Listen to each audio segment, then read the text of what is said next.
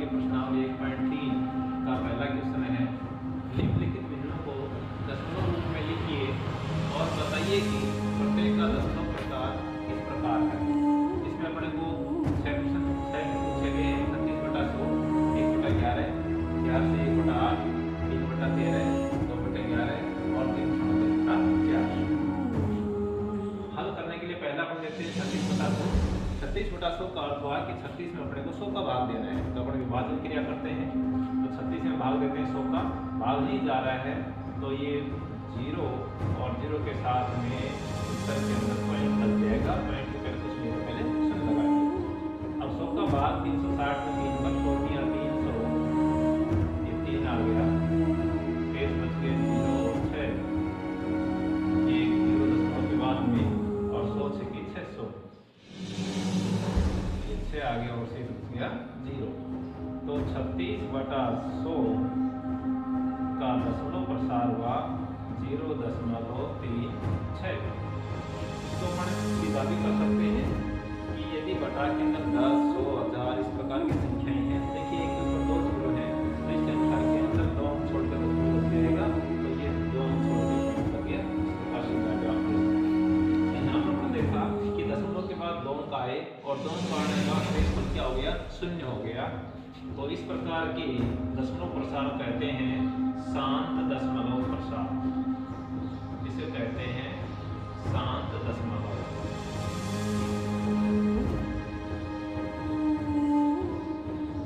शांत दशमलव क्या होता है कि भाग की क्रिया करने पर कुछ पद पूरे होने पर यदि शेषफल 0 आ जाता है तो उसके रूप में होंगे वो अपने को कहलाता है शांत दशमलव। अब इसका दूसरा लेते हैं, इसके अंदर अपने पास में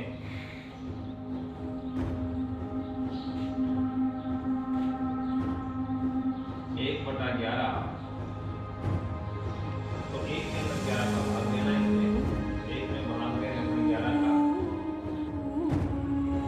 तो 11 का भाग 1 में नहीं जा रहा तो ये 0 लगाया, 0 के साथ में दशमलव और पहले कोई अंक नहीं 0 लगा दिया हमने।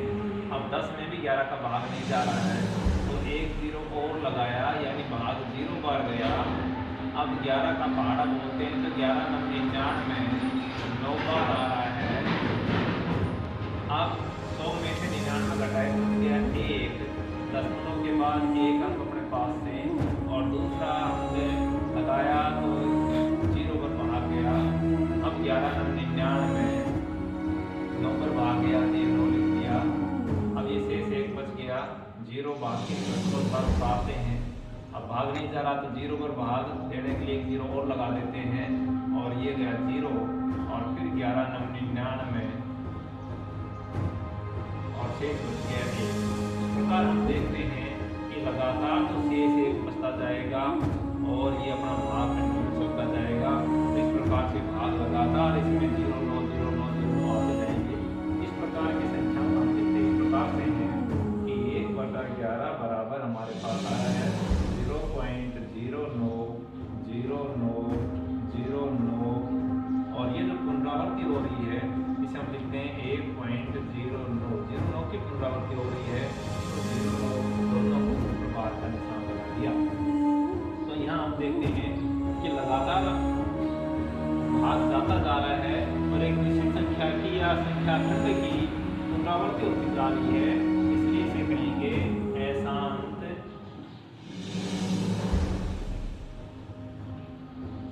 या इसे अनावसानी भी कह सकते हैं,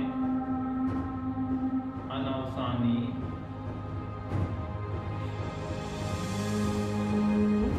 और आवर्ती हो रही है, बार बार आ रहा है तो अशांत आवर्ती दशमलव भिन्न, अशांत आवर्ती दशमलव भिन्न हमें प्राप्त होती है।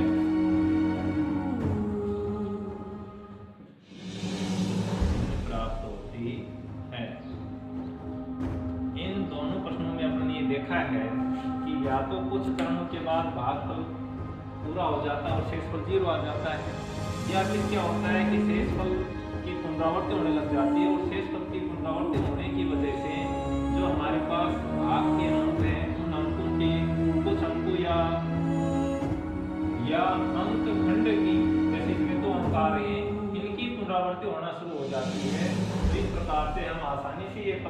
सकते हैं कि कौन सा तो शांत दशमलव प्रसार है और कौन सा अशांत दशमलव प्रसार है।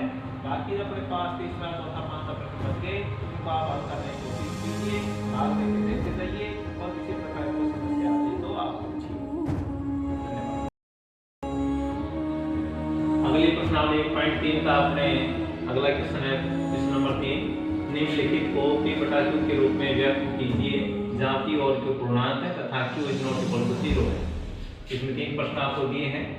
0.6 सेकंड में है 0.4 देखिए यहाँ पर बार केवल 7 के ऊपर है। तीसरा है 0.001 तीनों संख्याओं के ऊपर बार है। हल करने के लिए पहला लेते हैं अपन 0.6 माना कि x बराबर 0.6 बार 6 का मतलब क्या है कि 6 संख्या बार बार है तो इसके लिए होगा x बराबर 0.6666। इसको अपने समीकरण नंबर 1 ले लिया। अब देखिए यहाँ पर एक ही अंक की पुनरावृत्ति हो रही है इसलिए हमने इसके समीकरण के दोनों पक्षों को 10 से गुणा किया। तो समीकरण 1 को 10 से गुणा करने पर 10 से गुणा करेंगे तो समीकरण 1 के x को 10 से किया हो गया 10x। यहाँ इसको 10 से गुणा कर दिया तो अपन लिख दिया 10 गुणा में 0.666 तो ये 10x का 10x। इसको तो करेंगे तो 10 में 1 0 है तो इसको हम करेंगे तो 0.1 अंक आगे चला जाएगा। तो ये जो दशमलव यहाँ पर है तो 10 से गुणा करेंगे तो ये 1 अंक आगे है 6 के बाद चला जाएगा। तो ये हो गया गुणा इसका 6.666 और इसको समीकरण नंबर दे दिया 2।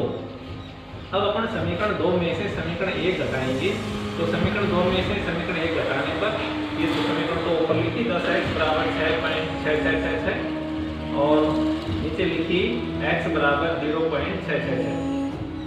तो दशमलव की संख्याओं का जोड़ बाकी करते समय दशमलव नीचे दशमलव रखते हैं तो वही प्रोसेस यहाँ पर।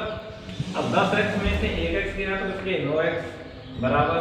अब देखिए यहाँ पर ये दशमलव के पास सभी अंक समान है ये तो 0 0 बच जाएंगे और पॉइंट का पॉइंट और 6 में से 0 गया तो 6 यानी 9x बराबर अपने पास बच गया 6। तो 9x बराबर 6 है तो x बराबर हो गया 6 बटा में 9। अब ये दोनों संख्या 3 से कट रही हैं 3 दूनी 6 और 3 3 9 फिर बच गया 2 बटा 3 यानी x का मान 2 बटा 3 हो गया और x को क्या था अपने माना था 0.6 को तो 0.6 बराबर हो गया 2 बटा 3। ये अपने पास इस संख्या की जो दशमलव के रूप में थी उसको परिमेय संख्या P बटा Q के रूप में आ गया। ये इसका उत्तर हो गया।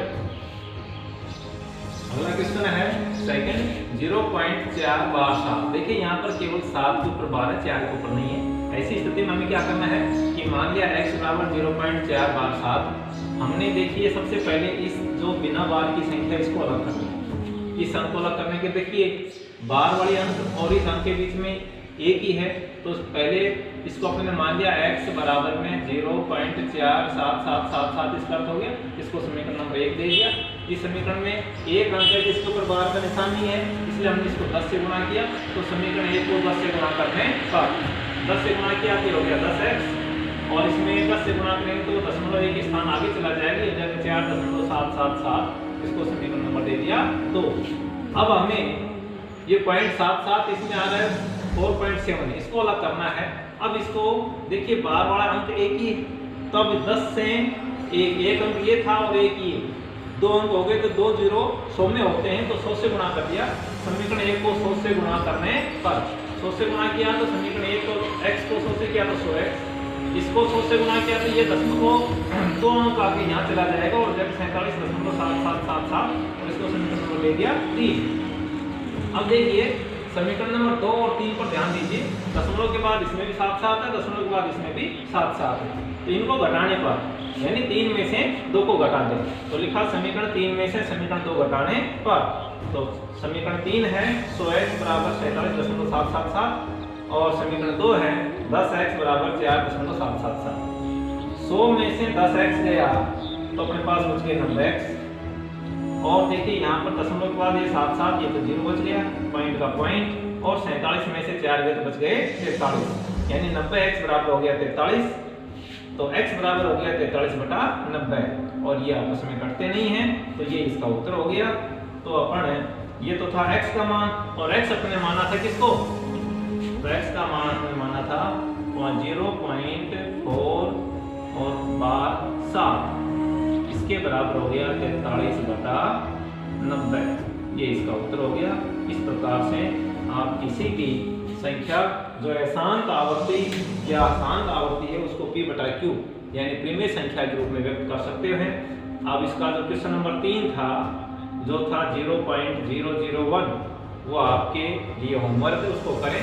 देखिए उसमें बार 3 अंकों पर है, 0.001 पर है तो उसमें 3 अंक है, तो उसको समीकरण 1 बना करके सीधा उसको 1000 से गुणा कर दें और आगे हल करें।